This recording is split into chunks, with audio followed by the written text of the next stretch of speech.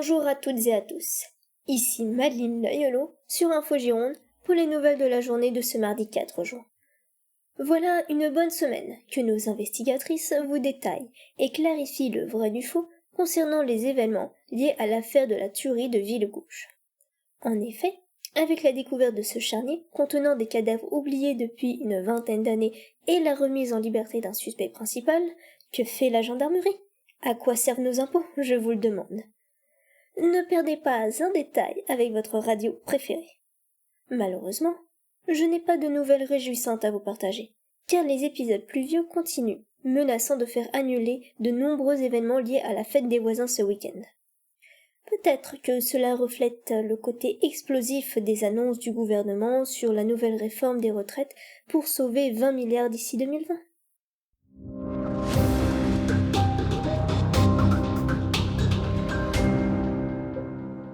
Donc là, on va aller faire une petite ellipse pour avancer. Tu vas me faire un jet de respect Moi? Ok. par rapport à toutes les actions que tu as faites. Donc, il me reste un D6 en respect. Et je fais 2. Ouais, tu descends d'un cran. Donc, tu vois, t'as mis quand même pas mal la pression et on va faire avancer le timing. En fait, c'est pour ça aussi, ça simule cette partie-là, quoi. Donc, t'as mis la pression pour faire avancer sur les sujets. Et en gros, il va presque se passer une petite semaine. Ah, carrément. Ah oui, carrément, ouais. Ah bah oui, on avance là. Ah ouais, non, moi je croyais que moi ça se pliait demain là. Non. Il y a plein d'actions, je suis au cœur de l'action. La tombe, tu croyais que ça allait vous faire ouvrir la tombe comme des aventuriers. Donc, ok, bon. Une semaine passe, qu'est-ce qui s'est passé pendant cette semaine? Donc, pendant cette semaine, ce qui s'est passé, plusieurs choses. Premièrement, dans les éléments majeurs qui se sont passés, par rapport aux cadavres, il y a des éléments qui commençaient à arriver sur les corps. Il y a vraiment de la pression qui a été mise pour faire avancer les sujets et tout ça, donc c'est peut-être pour ça. Donc, ça confirme les années 90. En tout cas, pour certains qui ont commencé à repérer, quoi. La discussion avec Madame Lormier le lendemain, ce qui est arrivé, c'est que, en fait, celui de vous qui l'a interrogé, c'est c'est une femme malheureuse et que son mari est un goujat qui la trompe sans vraiment se cacher. Elle a le souvenir qu'à Noël dernier, il est rentré avec un Anglais qui s'appelait James, qui est resté un peu quelques jours avec eux, puis après qu'il a qu'il l'a ramené parce que la personne se sentait mieux, quoi. Mhm. Donc, fameux James Sutton, potentiellement. En tout cas, une personne qui avait des yeux verts, intenses. Il sort d'où le gars qui a les yeux verts intenses? Attends. Donc le George Clooney local, c'est celui qui a pris le truc en voiture. Les yeux verts intenses, c'était le gars des années 80 où c'est le Monsieur Joseph. Monsieur Joseph, c'est celui qui était le proxénète qui vous avait envoyé vers Ligny pour se renseigner sur... Mais qui disait que l'anglais il avait des yeux verts et la prostituée l'ex-prostituée qui disait qu'il avait des yeux verts, qu'ils étaient sadiques. C'est ça, hein, les yeux verts, non? Bah, ça doit te rappeler, hein. Pas tout faire non plus, hein. Bah si, oui, c'est ce que je dis. Ok. Donc James Sutton qui est censé être mort. Ouais, c'est ça. Mais donc d'où Nemo qui dit allez voir dans le truc, si ça se trouve James Sutton il est pas mort. D'accord. Ouais, c'est peut-être ça. Ok. Donc elle se souvient machin. Est-ce qu'elle corrobore l'heure et est-ce qu'elle pense que son mari pourrait faire du mal aux gens tout simplement? Ça peut être juste la question la plus simple à poser. Est-ce qu'il a déjà fait des allers-retours? Je lui donne la date de Mélissa Laplace et je lui demande si elle sait si son mari était au lac à la base nautique. Vers cette date-là. Tu sais, la base nautique qui a fermé, qui était abandonnée, où on a retrouvé le corps de Mélissa Laplace. Mhm. Parce que, mine de rien, il a une voiture, sa voiture, on a dit voiture allemande, qui correspond aussi aux traces de pneus qu'on a vues là-bas, quoi. Donc, si ça se trouve, c'est lui, c'était pas, Bazas qui avait une BM, une Audi. Bazas, il avait une Audi. Donc j'essaie de voir si par rapport à tous les trucs qu'on sait sur, donc, Delmain, Bazas, combo, là, j'arrive pas à me souvenir du nom de la femme. Ulbricht. Ulbricht, merci. Donc par rapport à Delmain, Bazas, Ulbricht, si en fait elle est capable de corroborer ou de dire ah oui mais mon mari était là à cet endroit-là, ou au contraire à l'inverse elle me dit ah non mais mon mari était en séminaire en Picardie et donc du coup il était pas là ce soir-là. Quoique ça se trouve c'était pas vrai mais et éventuellement lui demander si elle connaît le nom de sa maîtresse, qu'on aille interroger la maîtresse. Donc, ce qui s'est passé, puisqu'on a fait une ellipse, donc, c'est que vous avez pas forcément elle vous a donné des noms de personnes, mais pas d'infos récentes. Elle te dit qu'elle pense pas qu'il puisse faire du mal, hormis être un salaud qui la trompe. Ce que vous avez aussi vu, c'est qu'elle a, autant elle peut confirmer certaines dates, mais elle a aussi des absences. Elle a une mémoire qui a l'air un peu endommagée, quoi. Et est-ce que ça pourrait être un effet secondaire d'un anesthésiant appliqué régulièrement? Ça semble pas. Il faudrait investiguer plus. Vous avez pas eu le temps d'en faire plus. Ça vous a noté. Ben c'est ça, mais je fais quand elle le fait, je fais une demande à un médecin de la gendarmerie, un expert médical de gendarmerie, Ok, donc ça sera pour plus tard, je le note. qui pourrait faire un diagnostic par rapport à ça. Ensuite, il y a aussi, elle a interrogé son aide médicale là, Ouais. il avait un cabinet, mais il y avait quelqu'un, il y avait une femme. Oui, il y avait une assistante qui vous dit que. Qu'elle nous raconte tout ce qui se passe, qu'elle nous dise éventuellement pourquoi il y a autant de sa version à elle de pourquoi il y a autant de d'anesthésiants qui est acheté, qui c'est qui fréquente le cabinet, et ensuite tous les noms là, Guillaume machin et tous les trucs. Donc si tu dis qu'on fait une ellipse toute la semaine, moi c'est des éléments que je pensais faire tout de suite quoi. Je vais ratisser sa vie pour trouver le truc quoi. Bah, c'est ça, maintenant que t'as crêpé les trucs, forcément, t'as envie, ouais, c'est ça, hein, c'est ça, ça traîne, et puis là, après tout, ça se renchaîne. Et la perquisition de la voiture, est-ce qu'on a trouvé des poils de chien? Est-ce qu'on a trouvé par exemple des douilles d'anesthésiant par exemple qui sont vides? Non, vous n'avez pas trouvé de douille d'anesthésiant, vous avez trouvé des poils de chien et tout ça.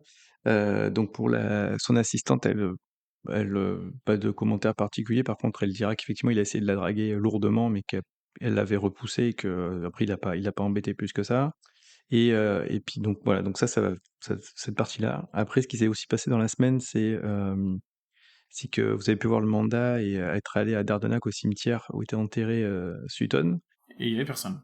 Et en fait, il y a personne dans le cercueil, et le cercueil était extrêmement bizarre parce qu'il était, en fait, de l'extérieur, il ressemblait à un cercueil classique, mais à l'intérieur, il y avait une sorte de métal, peut-être du plomb, choses comme ça, et plein de dessins très, très bizarres à l'intérieur.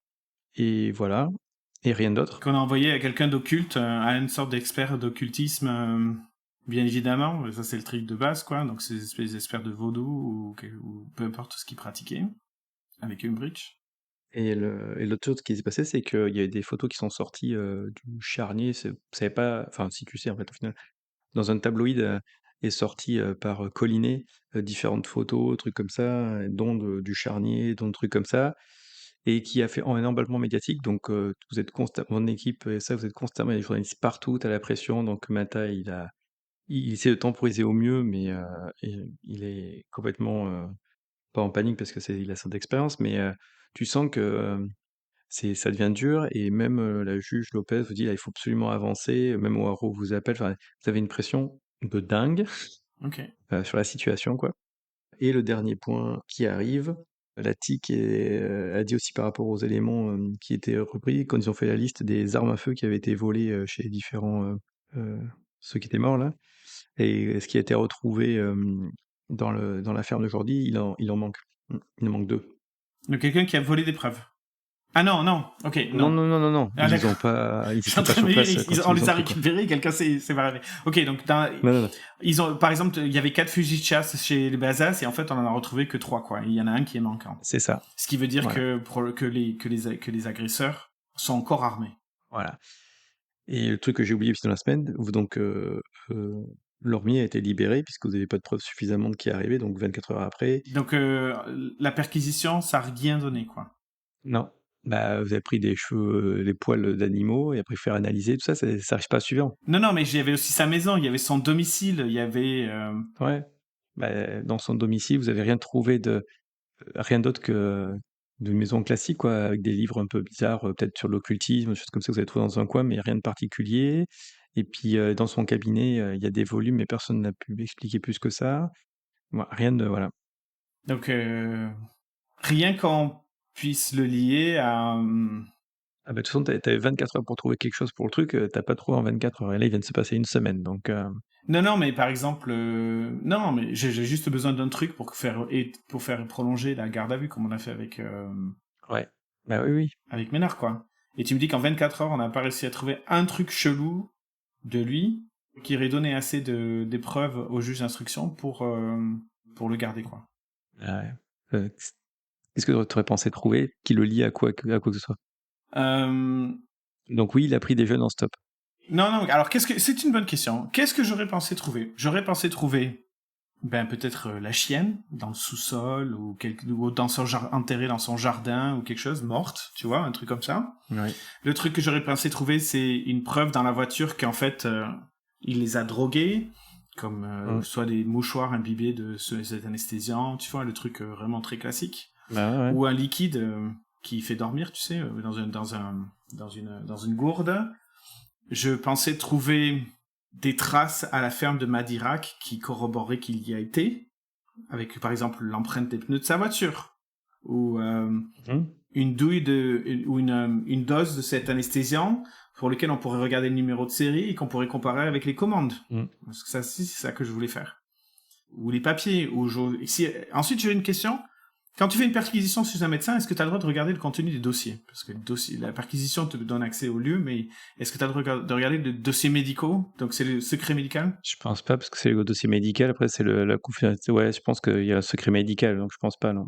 Donc c'est pas comme si j'aurais pu regarder, parce que je voulais aussi regarder le dossier médical, parce qu'apparemment il allait le voir de notre bourreau / patron de bureau de tabac de Madirac.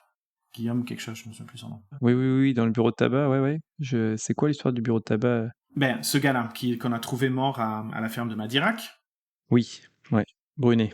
Guillaume Brunet, il rendrait visite à Lormier, de temps en temps. Sa femme nous l'a dit. Donc il doit avoir un dossier médical. Style, je te prescris des doses massives d'un anesthésiant. Peut-être, ouais. Alors que ça tuerait quelqu'un s'il le prenait, toi. Tu vois, un truc qui expliquerait le rôle d'un anesthésiant par rapport aux personnes qui sont enfermées dans les cages ou un truc comme ça, tu vois. Et ensuite, histoire de Mélissa Laplace et de comparaison de l'empreinte de la voiture, par exemple. Est-ce qu'on en fait ça au moins? Ça, comment il s'appelle? Kérien, il avait, parce que je me souviens qu'il y avait des traces de voiture dans l'affaire de Laplace. Ça, je me souviens, c'était dans le dossier. Ouais. Donc, comparer avec les pneus et savoir si c'est les mêmes, parce que les pneus, ça a quand même une longue durée de vie. Tu en changes pas tous les 3 mois, quoi. Il y a des marques, ouais.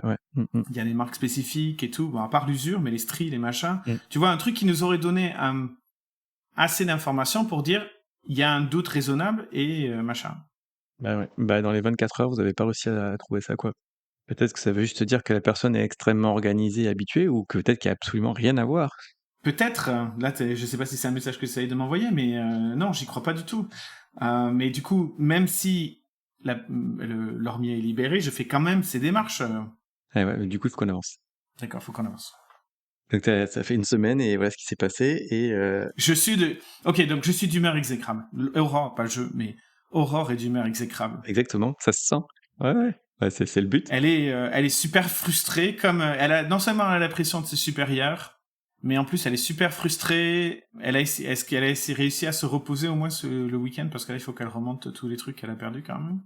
C'est ça, elle a fait une sorte de rage quit de la gendarmerie vendredi soir, et puis elle est allée, elle est partie, et puis elle est revenue lundi, elle était un peu moins furax. Est-ce que ça peut le faire, ça? Si tu me dis que j'ai une semaine qui a ça? C'est à toi de dire, ouais. Donc oui, je pense qu'elle fait ça, et même elle envoie chier son frère, elle a dit fous-moi la paix. Tu penses qu'elle arrive à ça, dans cette situation? Je pense que oui. Je pense qu'elle est toujours de mauvaise humeur, mais le fait de partir et de faire autre chose et peut-être draguer le premier gars venu, histoire d'avoir une relation sexuelle qui la désire un peu. Tu vois, un truc comme ça, quoi. Elle est humaine, Aurore. Ben oui, ça a dû elle est passée du niveau de stress niveau 87 à niveau 43. Elle est toujours très haut, mais elle a quand même réussi à redescendre un peu, et du coup, elle avait besoin de ce break-là, quoi.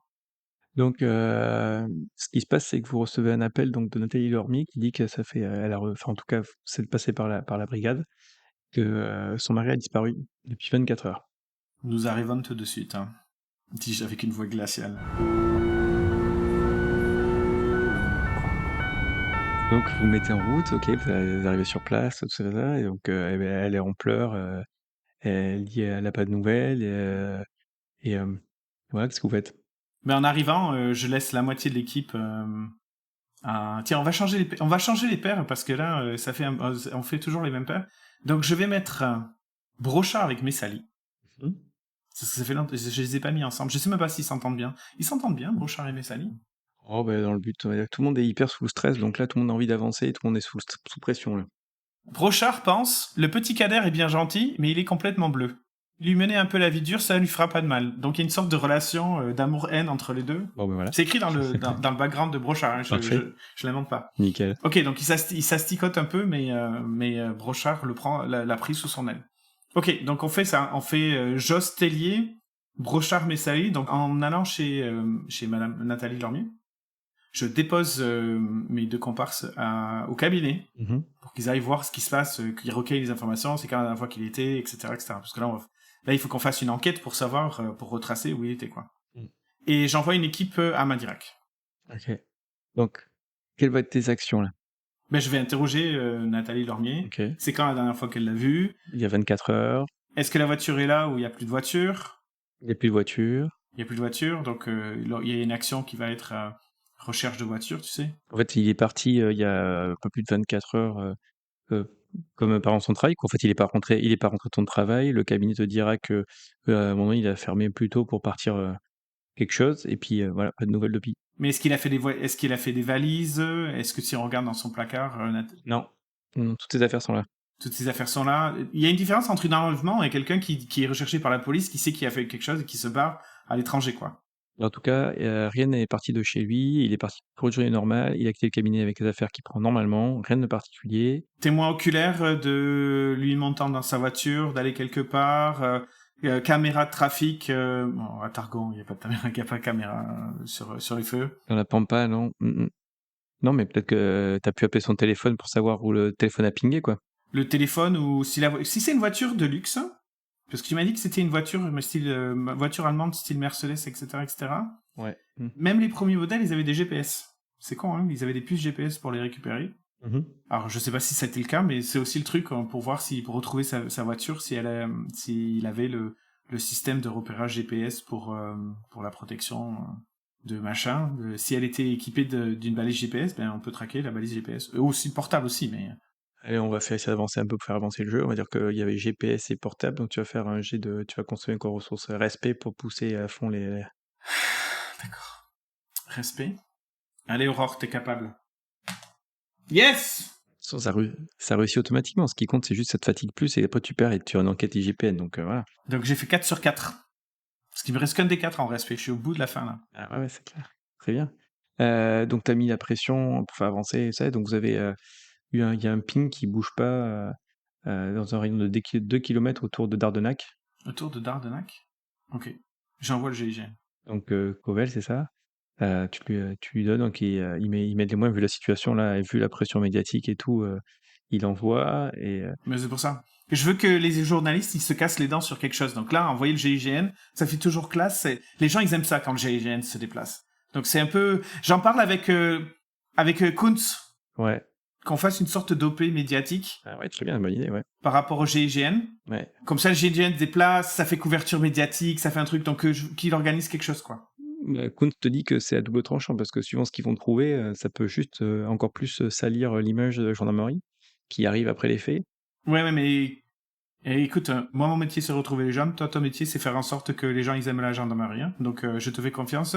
Fais en sorte que ça marche. Ah ben là, c'est un peu trop gros, là, tant que t'as pas autre chose, mais on peut préparer quelque chose, quoi, en fonction de ce que vous ferez, mais... Vas-y, lâche-toi. Et- C'est ce que je lui dis. Je lui dis, en gros, je lui fais comprendre que c'est son problème et qu'il doit se démerder avec ça.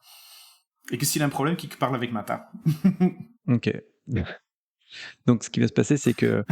Parce que quitte à avoir un bas respect, il faut le jouer. Il faut jouer le fait que Aurore, elle est sur les nerfs. Donc, Oui. là, elle a arrêté de prendre des gants avec le truc. Donc là, c'est démerde-toi, fais en sorte que ça aille mieux pour toute la gendarmerie. Donc, ce que vous, là, vous trouvez par rapport à son truc direct pour savoir où il est, quoi, c'est le plan d'eau de Dardenac.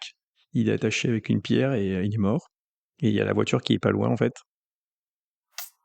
Ça, c'est pas très GIGN. T'aurais pu me trouver un truc où il y a au moins un gars qui le tient en respect ou un truc comme ça, quoi. Ah ouais, bah non, il y a une croix. Est-ce qu'on peut faire croire qu'il y avait une bombe autour de lui ou une mine ou un truc comme ça? Il s'est pas suicidé, hein, il a été torturé et il a été exécuté. Et Il y aura sûrement une autopsie à avoir qui va arriver, mais clairement, ce qui a été vu, voilà, et on a fait disparaître son corps en le balançant avec une pierre au cou, quoi. Putain. Comment ça se fait qu'elle passe à travers tous les filets que je peux tenter? Il y avait un plancton. Le plancton, il l'a pas vu? Le plancton, t'as pas parlé, t'as juste dit qu'il devait être devant pour vérifier que Nathalie Lormier fasse pas de bêtises. Ouais, c'est vrai. T'as envoyé personne suivre, tu l'as pas envoyé suivre, tu l'as pas... voilà. Ben non. Non. T'as pas le droit d'envoyer suivre à quelqu'un qui vient juste d'être libéré d'une garde à vue. C'est une vraie violation. Il peut se retourner et porter plainte contre la gendarmerie. Ah ben, il faut savoir ce qu'on veut. Soit on met les moins dans le cambouis, soit on met les moins pas dans les cambouis. Mais ce que je veux dire, c'est que t'as pas envoyé... voilà. Tu as laissé dans la nature. Non, mais attends, mais... J'ai laissé dans la nature, c'est vrai. Ben ouais, ben écoute... De toute façon, j'avais pas le droit de faire quoi que ce soit et que à la base, je suis quand même un gendarme. Je suis pas un cow-boy, quoi. Il y a une différence entre les gendarmes et les cow-boys. Je ne juge pas. Très bien, j'assume. T'as de la pression pour faire avancer l'enquête, et parce que là, ça devient... La gendarmerie va être un peu... Voilà, vous avez des morts qui s'accumulent, vous avez un seul gars qui est en prison, et il y a encore des trucs qui se passent. Donc, Rien que le charnier, c'est quand même un gros truc médiatique, quand même, le charnier. C'est pas un truc... plus on trouve un charnier, plus ça devient quand même très bizarre, quand même. Donc c'est une grosse découverte pour la gendarmerie. Ah oui, C'est positif dans ce sens-là, quoi. bah oui, c'est clair. C'est-à-dire qu'il vaut mieux tard que jamais, c'est ça, c'est dans la démarche. On va pas empêcher les crimes, mais on va trouver les cadavres qui ont disparu. Oui, une fois de plus, Kuntz, il est censé faire du PR. C'est un peu sa job de faire en sorte que ces trucs d'éclat, ça marche, quoi. Bon. Suite à ça, dis-moi, dernière action, qu'est-ce que tu vas faire avant que je fasse... Donc là, c'est pareil, on a un nouvel embranchement. Dis-moi ce que tu fais par rapport à la situation, comment tu vois, et puis en fonction de ça, petit G respect, et on va voir où ça nous mène. Donc, ce que je veux faire, c'est que canvasser le coin pour voir si Sophie y est toujours, pour voir quel est le véhicule qu'a utilisé Sophie, parce qu'ils ont dû l'intercepter à un endroit, elle a dû repartir, elle est bien... Si quelqu'un l'a amené là-bas, d'ailleurs, c'est pas forcément Sophie, ça peut être un de ses complices, mais s'il a été amené là-bas, ils ont bien fallu repartir. Comme ils ont laissé la voiture, c'est bien quelqu'un d'autre. Qui c'est qui a conduit la voiture? Des analyses d'empreintes sur le volant, si c'est pas lui qui a conduit la voiture ou dans la voiture. Des caméras, des témoins, le truc occulte pour le truc. J'alerte aussi que James Sutton n'est pas mort, donc il y a une fausse déclaration de décès, et que cet homme aux yeux verts, il est lié dans l'affaire, donc un avis de recherche sur ce fameux anglais qui était plein aux as dans les années 80. Donc je fais ça. Ah, juste pour clarification, il est bien mort. En tout cas, dans la vie de décès que tu as eu et les documents, c'est bien lui qui s'est retrouvé avec une balle dans la tête. Après, il y a plus son corps dans la tombe. Ah, ok, ouais. Et on te parle de je sais plus quoi, c'est quoi qu'on t'a dit, je sais plus. Mais en tout cas, il faut que tu mettes un contexte si tu dis qu'il est plus mort. Donc il est mort parce que nous, on l'a vu avec une balle dans la tête. Non, vous l'avez pas vu, vous, de balle dans la tête. C'est que, enfin oui, vous, à l'époque, oui. À l'époque, dans l'autopsie, enfin, quand la mort a été constatée, oui, son cadavre a été confirmé, quoi. Ouais, mais est-ce qu'il était vraiment mort ou qu'il a payé quelqu'un pour dire qu'il est mort? Dans le dossier qui avait marqué comme c'est quand même un suicide avec une balle dans la tête, soit quelqu'un l'a tué, soit il s'est tué, mais c'était classé comme décès, arme à feu et tout ça, quoi, et un vrai, quoi. Donc voilà, là j'aimerais avoir une idée super intelligente pour te dire comment coincer Sophie, mais la seule chose qu'on peut faire, c'est vraiment... On a croisé toutes les fadettes, le premier gars, donc Brunet, mort. Le gars de l'appartement avec sa fille, mort. Maintenant, Lormier, mort. Delmain, Bazas, mort. Sutton, il était mort, déjà. Il est plus dans son cercueil, mais il est mort. Ulbricht, mort.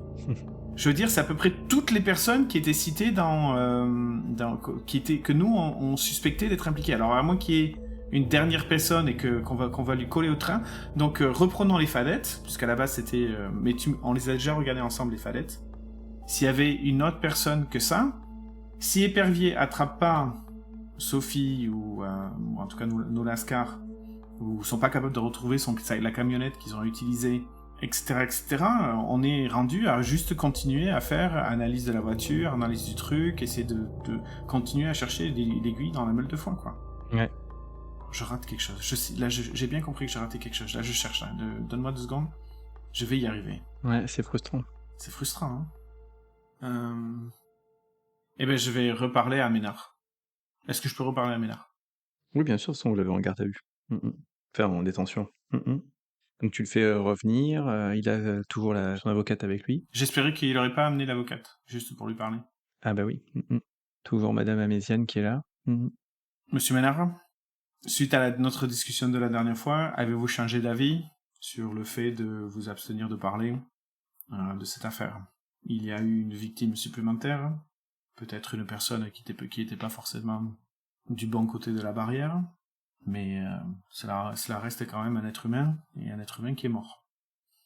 Ensuite, je sais pas si depuis la prison, vous avez entendu parler du charnier que nous avons retrouvé, et de tous ces jeunes gens et jeunes filles que nous avons retrouvés morts, qui datent à peu près de la même date où Sophie Jansky a dit qu'elle a été kidnappée, et potentiellement vous, si vous désiriez parler. Ces gens-là, au moins, méritent, ou en tout cas les familles de ces gens-là méritent une fermeture et méritent d'avoir un peu la lumière de ce qui s'est passé. Avez-vous changé d'avis maintenant pour nous dire ce qui s'est passé, étant donné que la majorité des gens que nous soupçonnons qui étaient associés avec Bazas et Delma sont maintenant morts. Il semble que la vendetta de Sophie Jansky est touchée à sa fin. Et pauvre Rachel. Puis je le regarde.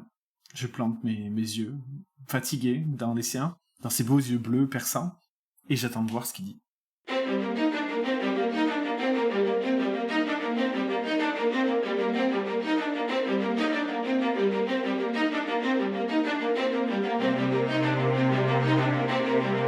Merci de nous avoir suivis pour ce nouvel épisode.